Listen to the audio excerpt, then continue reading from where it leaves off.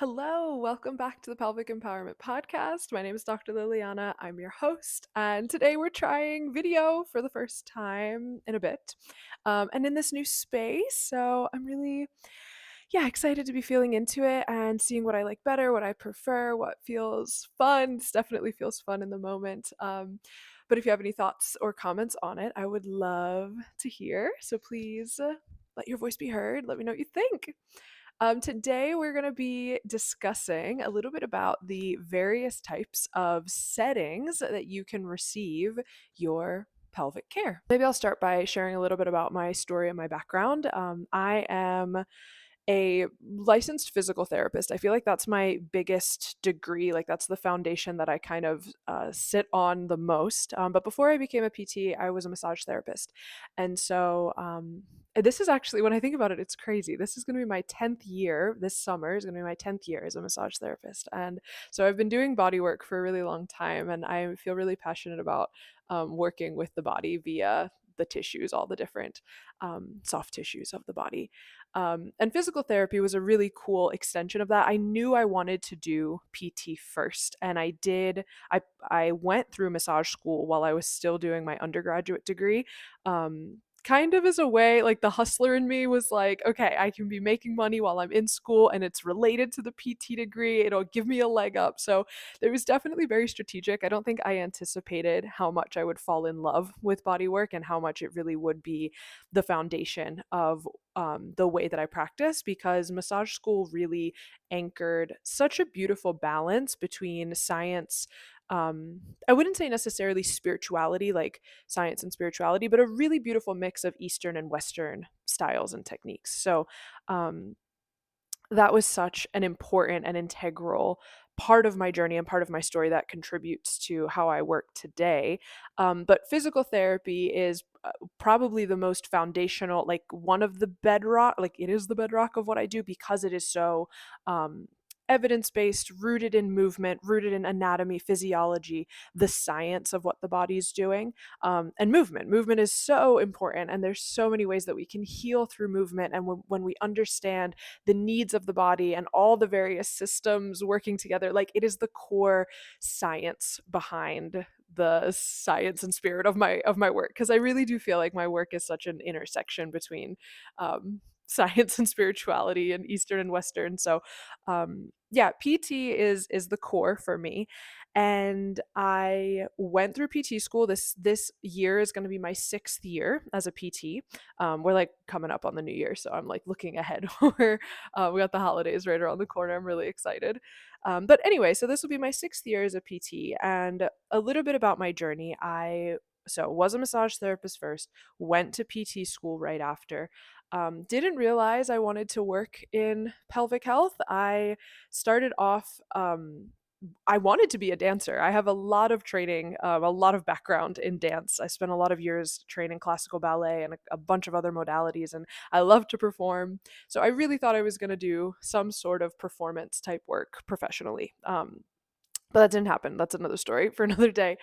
So my initial thought was that I was going to do rehab, movement rehab, physical therapy for performers, for artists. And I went through my entire graduate program thinking that. And I got to the end of my program, and we started. It feels like such a disservice. We only talked about pelvic health at the very end of our last year. This is another conversation too, but I'm so passionate that we need to be having the conversation sooner in general to talk about pelvic wellness, reproductive health, bowel and bladder function. But also, like, if it's not going to be for that, we also should just be talking about the pelvic floor more often as a really important part of the core. So again, a conversation for another day. But so I got through my whole program, didn't really think about pelvic too much, and then my best friend at the time, she decided she wanted to go into pelvic health, and I thought that was really interesting, and so I started to look into it a little bit more.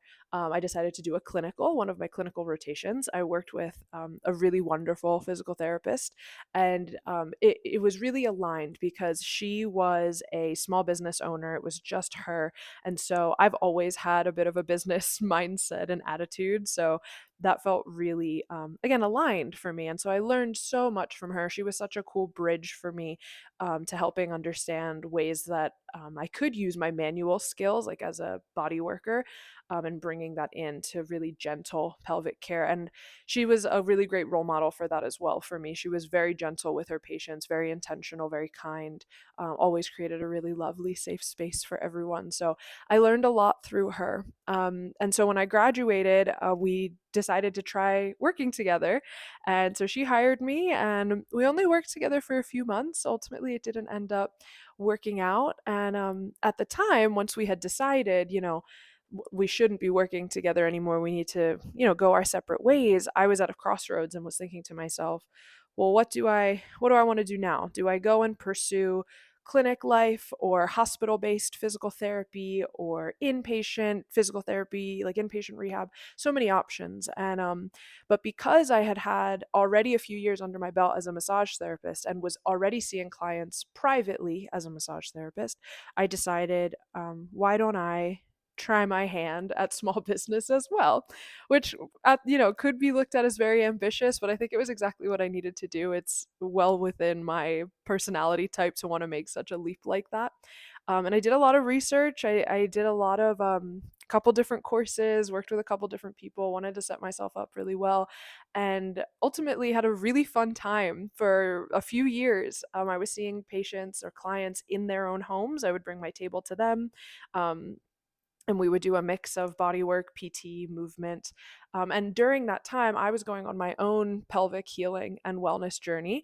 And so I was learning a lot. And I was finding that my healing was the most potent and powerful when I did approach it from a holistic lens. So I have such a strong bias towards the mindfulness and, again, spirituality side of pelvic healing. And so I was weaving more and more of that into my work as well. So as the years went on, my work became less and less, maybe like traditional and clinical, still, rooted in a lot of the core concepts that I learned in school, but a little bit different than maybe some of the settings that we were described, like when we were learning about all the different PT settings.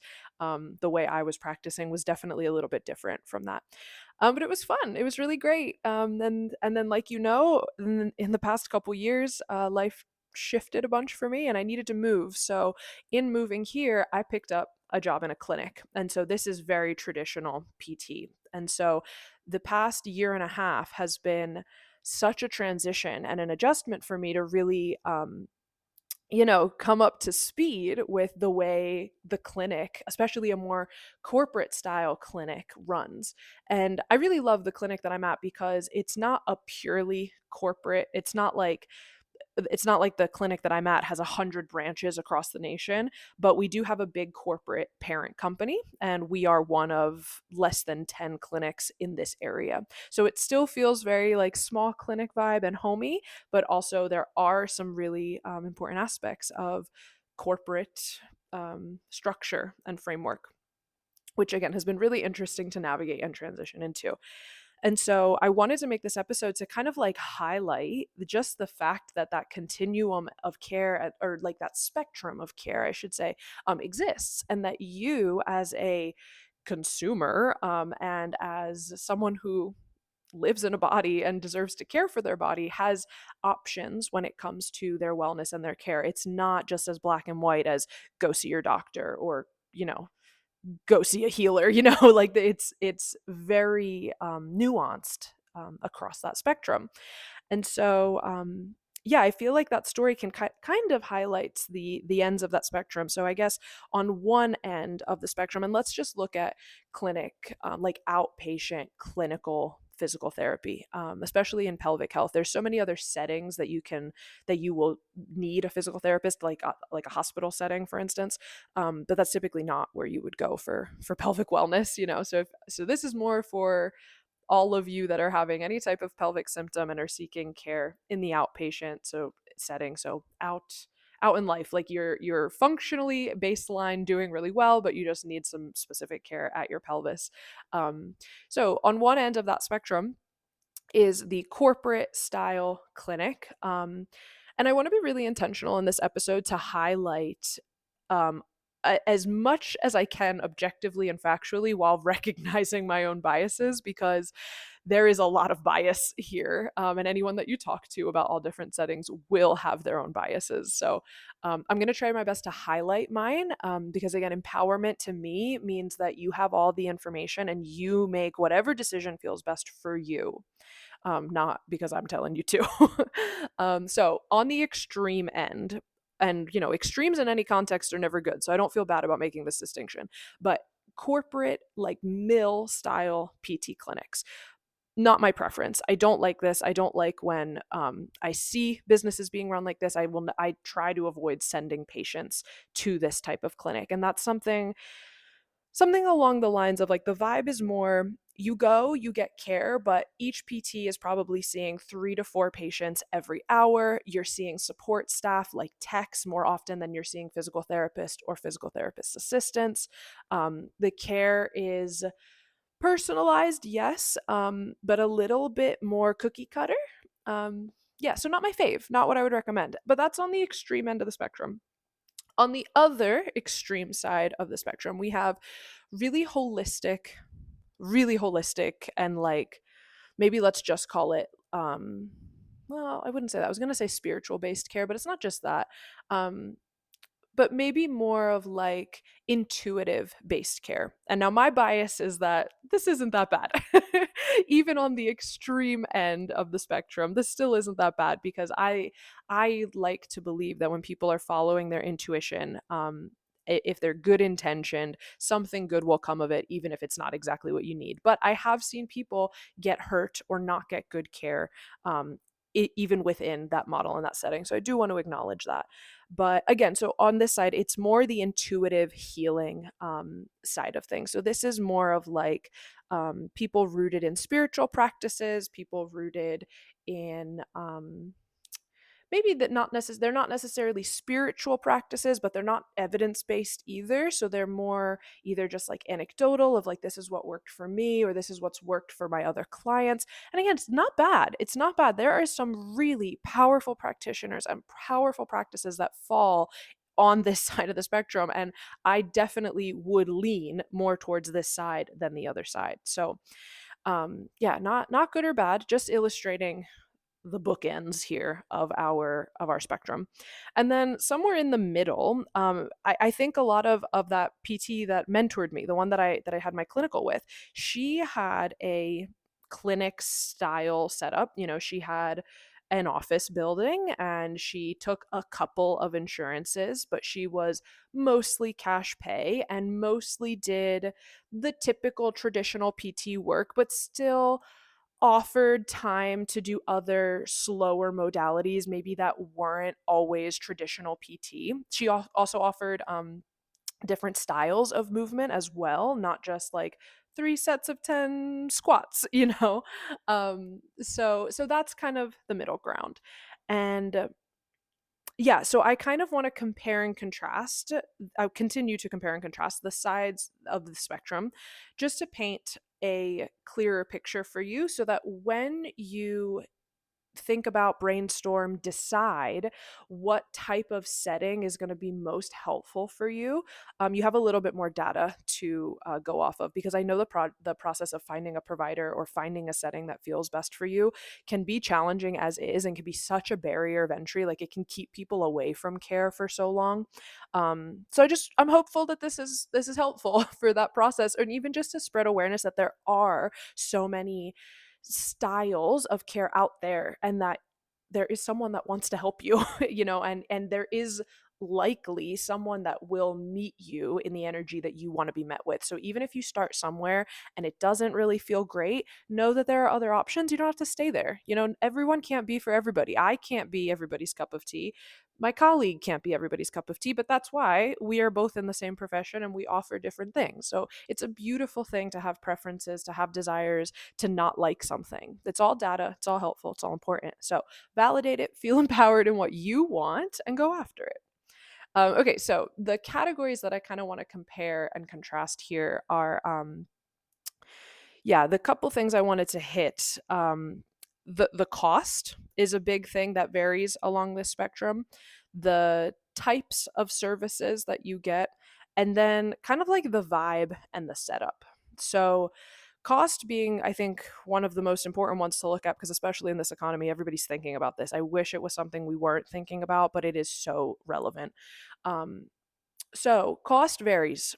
If you are on the end of the spectrum, closer to the clinical, traditional corporate style, right? Um, those types of clinics those types of settings tend to accept insurance, which is really helpful because that means that you can have access to care once a week, maybe up to 3 times a week for many weeks on end, either paying nothing or paying very little, or working towards meeting your deductible and then paying nothing. So there are systems in place via insurance that can make care more accessible and more affordable. The clinic that I'm at now, as far as I know, accepts all insurances, which is really nice. There are a lot of people that I would not have had the opportunity to be able to help and support if I wasn't working at this clinic. And I think working here has opened my eyes a little to the value of that. I feel like I always knew it, like, right, in theory, you're like, well, of course, we want to help everybody. But it's not until you're actually in front of these people that it can kind of like hit home of like, I am so happy that you are here and I can help you, because if it wasn't for this setup, you would not be having access to care, and that just breaks my heart. So this year has been really helpful in my just like awareness and appreciation of the systems that we have, even though they are so broken in so many ways.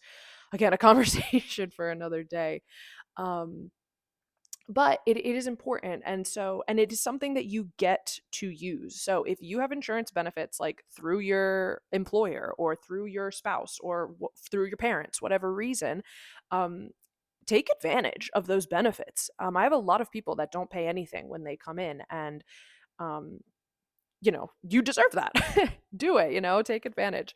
On the other end of the spectrum is cash pay. And I will say a lot of, especially pelvic providers, are moving towards cash pay because a lot of, well, I will say at baseline, reimbursement for physical therapists, like insurance giving us money for doing our services, is not great. And I know that there's a lot, I know that there are some people, even in the company that I'm working for now, that are like really working to like lobby and like working with politicians, trying to like get our cause heard and trying to get us paid more, because we get this graduate level degree and then we don't get paid as much as we think we should. It's a lot less than a lot of us think, especially coming out of grad school. We end up with all this debt and we're like, why are we making the same amount as people that don't have the same degree as us? And it's not about better or worse with the degree, but it's like, why would I pay for a degree if it didn't make my life better in the end? You know what I mean? Now I have extra debt and I'm not making any more money, so what was the trade-off besides being able to help people, which is great? But again, fundamentally speaking, like in this economy, our resources really matter.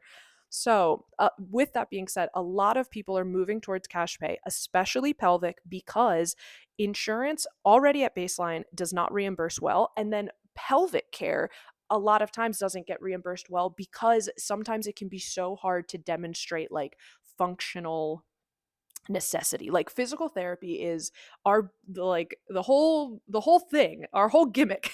It's not a gimmick, but our whole thing is that we help restore function, like big, like gross motor function. So being able to stand up and sit down, being able to carry your groceries, being able to get in and out of bed, without completely taxing and overwhelming your system. Or, you break a bone, we fix it so you can use your arm or your leg again. That's what our whole shtick is.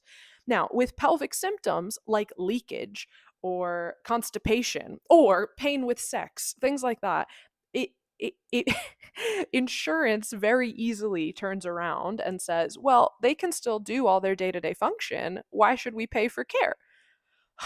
Terrible, right? Because we know that it's debilitating and that it ruins someone's quality of life entirely. But because there's not always such a stark functional deficit as a result, reimbursement is worse. And the other part of it is that in the clinic, so we'll talk about this when we talk about time, but in the clinic, um, it pelvic sessions, pelvic PT often takes more time, more intentionality, more one-on-one focus, right? And that is not lucrative. If I need to spend more time with you, that's time I'm taking away from charging essentially another person. If we're just looking at this from the numbers perspective, which is so sad, but it is important context. Um, and so it's not as lucrative, right? So a lot of clinics don't prioritize it. So even though, like right now, I'm living in a place that there is such scarce pelvic PT available for people, even though that's the case, a lot of clinics won't hire pelvic PTs because they make the company the least amount of money. So again, all of this to say that a lot of pelvic physical therapists are stepping into the cash pay space because it feels like we're actually being valued and that we can actually treat the way we want to treat, and that there is a fair exchange happening. And especially, too, I want to touch on the fact that holding space for pelvic care, I don't want to say it's taxing or it's hard because that sounds really harsh, but it is sensitive and it is intimate. And it's really important that we can take the time to refuel ourselves and show up with really good energy. And you can't do that if you're burnt out. And so we need to feel well resourced in order to not feel burnt out. And so cash pay has been becoming more and more popular in this space. And so this is an important factor that you have to consider when you are looking at care providers for yourself. So when you are looking at, okay, well, what's the difference between me going to see a pelvic PT at my local physical therapy clinic versus at this other person's office space that it's just them and they're cash pay and they're not accepting insurance? That's a little bit of the context behind why it may be set up that way. And the cost varies. The cost definitely varies. This is another thing I've always deeply appreciated and have always wanted. Like my intention has always been to have, because my practice was cash pay. So prior to shifting to clinic life, I was only doing cash pay. Um, and another thing, just because it popped into my head, like I've always been frustrated with insurance because it's like, how is a non medically educated person about to tell me what I can and can't do with my time? Because the way that insurance, I'm like just ranting on insurance now. The way that insurance works is that they have billable like units, and the units being the way you spend your time. So, like a unit of manual therapy or a unit of therapeutic exercise. And so, yeah, it can be really frustrating when insurance tries to dictate how many sessions you're allowed to have or how many units you're allowed to have or what units are covered and what units are not, when you as the provider know what your patient needs and the insurance company doesn't. So like how does that make any sense? How is that fair? So it insurance is such an interesting thing because it's very helpful, and like in theory it is so good and necessary to have, to for people to have access to care. But the way that it's set up, like medical providers and insurance providers were never on the same page. Like we were never playing on the same team to begin with. So how can we expect anyone to win in this game? Okay, thanks for listening to my rant. So, like I was saying, different cash pay clinics will charge different amounts for their services. And I have always wanted to set up some sort of like scholarship fund, or I don't know, like some way that we can be providing care for a lower cost.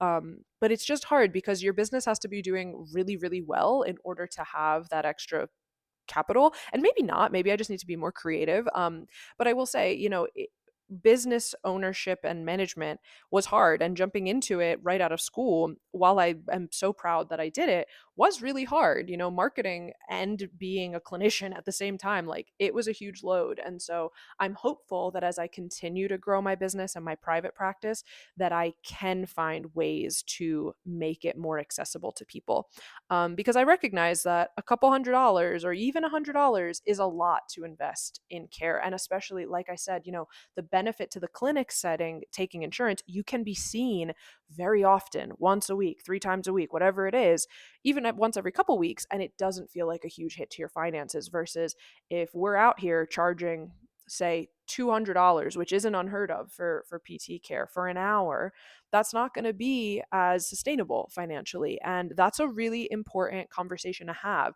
This is a huge conversation in the pelvic community right now because some people really firmly believe that cash pay for service is unethical, that we cannot, you know, call ourselves in integrity if we're charging people for this care. Now, I have a little bit more of a moderate belief because I do think it's fair to charge for your time, and especially when you are specialized and you know the value of you know the value of what you offer. And I do believe that I offer a very high value service. So I do believe in charging for what you provide. But I also recognize that there's a disparity and that not everybody can afford that. And, it's an ongoing conversation.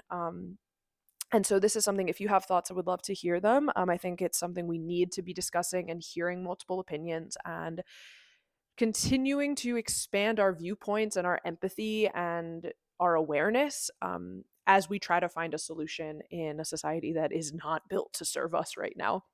But all that to say, the cost can vary. And so when you are doing your research and trying to find a place that works for you, keeping that in mind. What I have been recommending to my people most recently has been, if you can, come see me in the clinic for your very frequent care, your once a week, whatever it is, once every 2 weeks. And then if you want, book a session with me privately once a quarter or once every 6 months, or if you can afford it, once a month, whatever you want, to have a little bit more of that deep, integrated type of holistic style session. Um, so it's like somewhere in between where you can have access to both. And I think this kind of flows nicely into the next thing I wanted to compare and contrast, which is, let's do the types of services you may receive in a session and then kind of like the setup and what it looks like. We'll do that last. So, types of services, I will say across the spectrum, if we're talking about pelvic healing, pelvic care, there is a lot of overlap. This one is more compare than contrast. They're just a little bit different the way that the way we go about it, essentially. So in the clinic, there's a couple different categories of things that we do in a session. So I'll say broadly, there are your more like passive style modalities like ice, heat, TENS, e-stim type things. Some clinics still use things like ultrasound.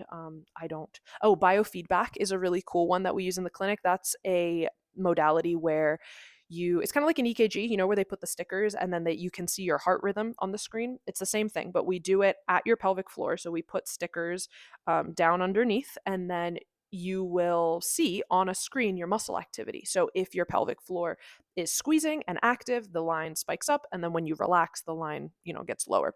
And this is one of the benefits of the clinic, because clinics because they are big groups, have access to all kinds of equipment, all kinds of modalities, things that me as a singular provider or someone more on the other end of the spectrum may not have access to. So that's one example of things that you might experience just at the clinic. Some of the other types of services that are more common, though, movement, exercise, like stretching, mobility based dynamic movement. Manual work is really common, but I will say clinic style manual work is different from more holistic body work. In the clinic, you're more likely to just be on a massage table, like one body part exposed, very specific, working on one body part with like one intention. And again, because the style, because of the volume that the clinics typically need to see, there isn't time for a ton more than that. So it does make sense. Um, and then the big other category for clinic type stuff is functional education. So finding ways to connect the things that you're learning in PT to your day-to-day life. And again, this is the core of physical therapy, the functional carryover. So there's a big emphasis on this. And every clinic that you go to will do these things in different amounts. Sometimes those like mill PTs, like that extreme end of the spectrum, will do a lot of passive modalities. Again, a lot of exercise just with text, not a lot of like one-on-one personalized care. There are a lot of really great clinics. I think the clinic I work at is one of them. We all work really hard to make sure that we're getting a good balance of everything in all of those categories, right? So that everyone is getting a little bit of everything as appropriate for the patient. But this is why it's important to try different clinics. Like if you go to one place and all they do is talk to you about management strategies, but they never get you moving, that could be cause for a pivot and saying, I don't really like that. I'm going to try something else. Or let's say they just focus on really heavy exercise, but they never talk about functional carryover or never do any like relaxation work at your tissues. Again, a reason to say this might not be exactly what I need. So again, circling back to empowerment always, like if you're experiencing something in one of these settings that just doesn't sit quite right or you feel like isn't working for you, know that there are options. There are so many options. That's the whole point of this episode. Okay, so that's kind of all the things you might experience in the clinic. On the other side of the spectrum, the more holistic side, and the way that I like to practice is yes to a lot of those similar things like movement, but it often can look a little bit different. I find that when I am in the clinic, I tend to do more gym style exercises of like, all right, let's start with a round of bridges, then we're going to do squats, then we're going to do deadlifts, then da da da da down the rest of your exercise program. When I am with my private clients, I tend to do more, it's almost like the it's like that's the masculine approach at the clinic. I tend to take more of the feminine approach in my private space. So more yoga style or Pilates style. I have I don't know if you can see it, but I have a folded Pilates reformer um over there. And so Pilates style movement is something I really like integrating. It's something that I've used in my journey a lot. I teach Pilates on the side now, and so, yeah, I really like that style of movement. It's not something I have the capacity to do in the clinic. So, so we still do movement, but it just looks a little bit different. And even if you get all the way to the extreme end of like holistic, more intuitive care, there's so much healing to be had in just intuitive movement, of moving the way your body wants to move. And this is why I like sitting in the middle, because the intuitive movement plus a really strong understanding of science and anatomy, oh my god, it's like unstoppable. It's like I believe you really need a balance of both of those two worlds. So that's for movement. Body work is another thing that is the same. There is that overlap, but in my private work, and as I've seen other more intuitive people practice, the body work tends to be a little bit slower, a little bit more integrated, a little bit more holistic, of just like, okay, yes, we need to work, let's say, on your belly, but like for instance, like C-section scars are a great thing that needs body work, but it's like if you're in the clinic, you may just work on the C-section scar, like just on the scar. But if someone comes to see me privately, we'll probably do full belly and maybe like hips wrapping around to belly. And maybe I work your pelvic floor while I work your belly. So there's just like more room to play, and it doesn't need to be so specific. And again, feeling into what your vibe is, because I think someone like me would hear that and is like, oh, obviously I would want to choose that over the clinic, right? But there are benefits to both. And I think, especially when you're considering like time constraints and, what your nervous system is available for, sometimes doing, spending a ton of time is too much. So again, there's value to both. I don't want any of this to sound like one is better than the other, just really highlighting the uniquenesses and nuance to all of it. um so yeah, the other thing is that in the private setting, there are more things that I give myself permission to do that are outside of the scope of traditional clinical care. So things like meditations, mindfulness. I've even started working with herbs a little bit. So, like, let's make a cup of tea together, set intention over the tea, and drink it together, make a meditation out of that.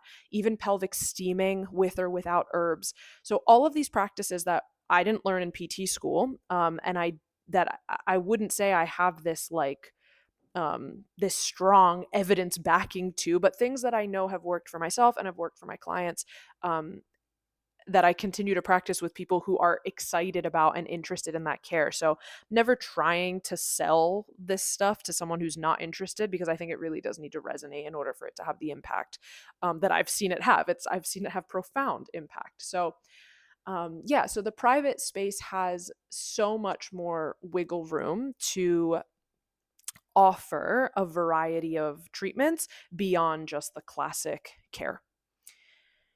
And I really like that. So again, a lot of this is about just finding someone that offers the right mix for you. What mix of intuitive versus traditional versus evidence-based versus anecdotally supported, what feels best for you. And I'm guessing if you're here, you probably resonate with me. So you probably sit a little bit on this side of the spectrum, but I think it's important to have this conversation, even just so we can start chatting with our friends, with our moms, our sisters, our colleagues, people around us that may not be aware. It's our job to share about it. So now you know, and here I am always talking about it. So that's that. Last thing I wanted to talk about was kind of like the vibe and the way that these settings tend to pan out, because it looks a little bit different. And that can be another factor that plays into it for you.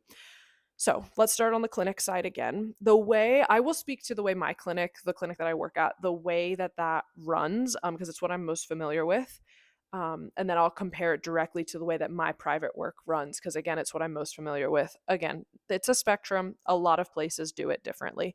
But in the clinic that I work at, we run on a half-hour schedule. So I see a new patient every half hour unless I have an evaluation. Evals I get 60 minutes for because I'm pelvic care. And it typically, you need the more time to kind of discuss everything, because there's so much that goes into it. Again, it's so sensitive. And I want to highlight that too. If your provider doesn't feel like they are giving and allowing the sensitivity that you need, find a new provider, because pelvic care should be sensitive. And yeah, you deserve that. So we run on a half-hour schedule, 60-minute evals. And so on any given day, I'm expected to see between 8 and 12. My goal is 8 to 10 patients a day. The company really would love me to see up to 12 or up to 14 in a day. But I'm gonna be so for real, that is a lot. When I have an actual full day, I like leave work ready to fall right asleep. So it's a lot. And it runs, and part of what makes it a lot is that it runs so quickly. That half-hour schedule is cool because it keeps your momentum up during the day, and you can treat a lot of people, which is beautiful. But it's challenging because if your patient is late, or even if you're running late a little bit, it really limits the amount of time that you have. Because I personally like to take a pretty good subjective every time. Like, I want to hear how you're doing. I want to know what's going on with your symptoms. That can take up to 10 minutes. If you're 5 minutes late, that takes 10 minutes. We're halfway through the session and now we still need to warm up. Maybe I'll give you a couple exercises, so it can be really limiting. However, though, like we've said, if you're coming in 2 or 3 times a week, it's not all that bad. We can make it work. So again, pros and cons. You get in often, you get seen a lot, it's high volume, but that can be a good thing depending on what you need, and especially for where you're at. Let's say you're postpartum and you can only take 30 minutes out of your day to come and receive some care, and you're having all kinds of symptoms. That 30 minutes is going to be so valuable for you, and I want you to have it. Like, I'm so for it. As much as sometimes it is a lot, I'm like, no, no, no. I obviously, I'm still subscribed to it. I still work there. I believe in it. But again, it does have a certain feel to it. It can sometimes feel quick and fast paced. But the way our clinic runs is you come in, and this is something people have misconceptions of sometimes. So we are a combination ortho and pelvic and neuro and sports. We have a lot of different specialties under our roof. And we have a huge gym section with a lot of like cardio machines, other equipment, treatment tables. And then we have a whole row of private rooms. And that's where a lot of the pelvic treatments start, which is super important, because a lot of people, I think, they come in and they see our big wide open gym space and they're thinking to themselves, am I going to have to sit out there and talk about my bladder leakage in front of all these people? And maybe someone's going to overhear me, and then I'm going to be even more embarrassed. So I just want to highlight that typically pelvic health is done, or at least starts, behind a closed door and only progresses out into the gym once you are actually ready for and it feels appropriate for you to be out in the gym. So everyone comes into a room. At least for me, this is how I like to run. I have my techs bring my patient into a room. I meet them in there. We kind of, like how I outlined, we do a subjective, we get doing some either movement, so some exercise based stuff, or some hands-on manual stuff. And then from there, I hand off to the techs to either set you up with ice or heat, or continue to do a few more exercises, or maybe help you get into some cardio work. And then your session ends up being about 45 to 60 minutes, but 30 minutes of one-on-one care with me. And that's the structure. And like I said, works really great, can feel fast paced, but works really well for a lot of people. On the other side, private care, the way that I have been structuring my services recently has been almost like mini retreats. So starting like the way I've been structuring it now, and this is subject to change because I'm seeing very few and select private patients right now. But the people that I am seeing, we're doing these like 3 hour in-depth one-on-one sessions. And it's really nice because we have so much time to just be and to flow without feeling pressured. And because they're 3 hours, I do not book them back to back. I typically am seeing people either in the evening or on the weekends, and it's usually only like one 3 hour session. So it's one of those things where if, let's say, for whatever reason, we get to the end of our 3 hours and we're not ready to just like hard stop, there is flexibility, there is wiggle room. We can discuss and maybe add on time, or if we need to just, like, for instance, I had one patient or one client that she got lost and it wasn't her fault. Like, the GPS sent her to the other side of town. I don't know why. She came an hour late, but I could still see her. It was within my day was flexible, so I said, yeah, sure, why not, we're good. But if that happens at the clinic, it's not uncommon that if I have someone that's 10 or 15 minutes late, I won't even see them because they won't get a quality session and it'll throw off the rest of my day. So there is something to be said about the spaciousness in private care that I really like, or at least in my style of treating privately that I really like. Um, and yeah, there is so much space and freedom to flow, and that's probably my favorite part because we get to cultivate it and create it together, which is really fun and what I like to do a lot because I'm, as much as I am proud of my title of doctor of physical therapy. I really do believe in the body's knowing and like a client's innate knowing of what they need. And I think too often people are dismissed at the doctor's office.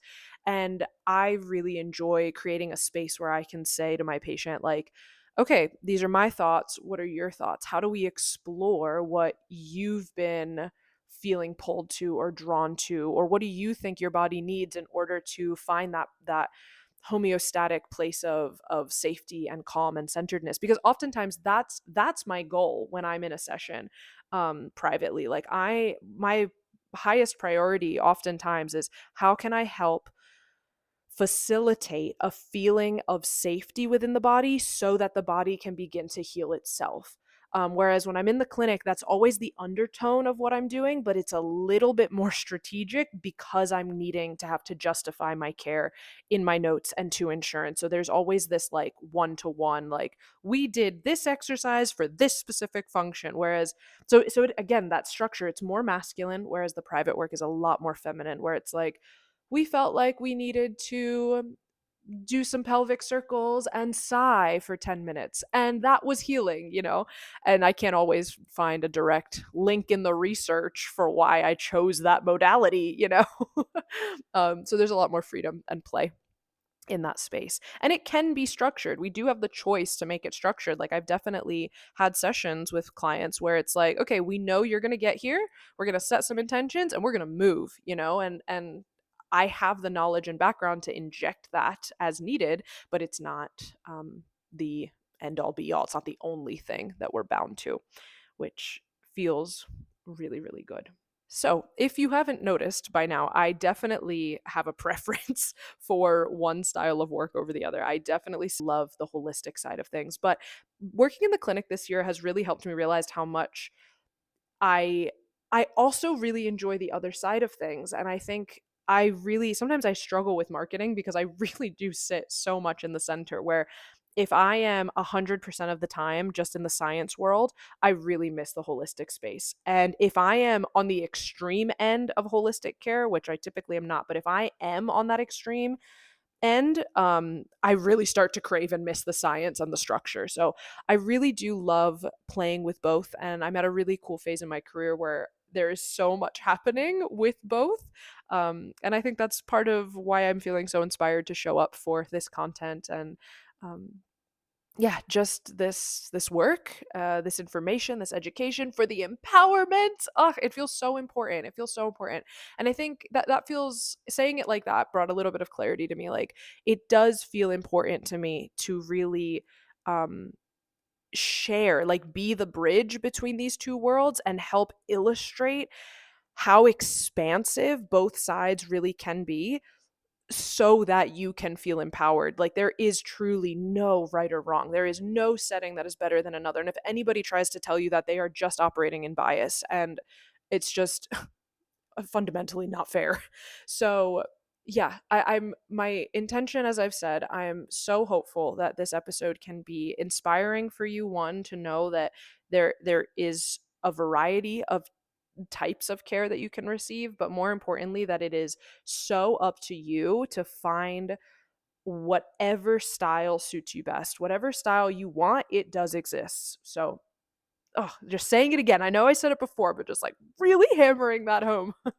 And if you have any questions, like, please feel free. Like, I love starting discussions and discourse. If you have questions, let me know. If you need support, let me know. Oh, well, the other thing I didn't really talk about is, aside, so the mini retreats are what I've been doing primarily, but I do also offer shorter, like 1 hour virtual sessions. So if you have questions or like wanted to hop on a call, those are more strategic. They're less deep dives because I can't get my hands on you. I don't like that phrase. But I can't feel what's going on, so it's a lot harder to treat virtually.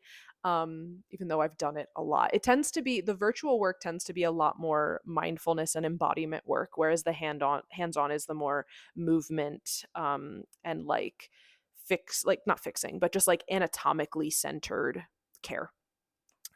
So if you have questions, and even if you're, not near me, that we can't see each other in person, let me know. We can absolutely hop on a call, absolutely get you started, answer some questions virtually, maybe even brainstorm together, find some clinics near you. I am so open to this type of work.